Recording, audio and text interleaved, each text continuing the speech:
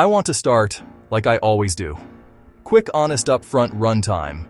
Approximately 4 minutes. Quick hook, 10 miraculous acts that launched the early church and the verses that back them. Over the next few minutes we're doing a countdown. 10 moments from acts that didn't just wow people, they changed the trajectory of a movement and forced skeptics to pay attention. This isn't fluff. These were public, disruptive, reputation-making events. I'll call out the verses on screen as we go. Acts 2, 1-4, Acts 3, 1-10, Acts 9, and so on, so you can look them up. I'll also point out what each miracle did culturally: healed, protected, vindicated, exposed. Think of this as a fast, clear map of how public signs helped build momentum that words alone might never have achieved. If you've ever wondered why early Christianity spread so fast, this is part of the answer. Miracles created credibility and curiosity in equal measure. Stay with me for the countdown and the verse callouts. And if you get value, stick around, like, and subscribe. Let's dive in. At Pentecost, the Spirit fell, and they spoke in other tongues, sparking the church's beginning.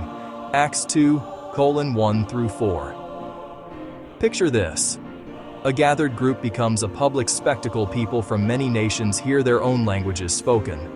That on-screen verse callout, Acts 2, 1-4, is where it all begins. This event didn't just inspire a sermon, it created immediate, cross-cultural witness. The effect was catalytic: curiosity and conviction. Skeptics called it drunkenness, but many were persuaded and asked, "What does this mean?" The result was thousands added that day and a movement with momentum. On screen, Acts 2, 1-4. Peter heals a man lame from birth at the temple gate, proving apostleship through healing. Acts 3, 1-10. It's a public miracle in a public place. The gate where people expect commerce and routine, not a supernatural interruption. Acts 3, 1-10 flashes on screen. Beggar apostles, astonished crowd. The scene matters because it produced testimony and opportunity. Peter uses the moment to preach, to point people beyond the miracle to the message.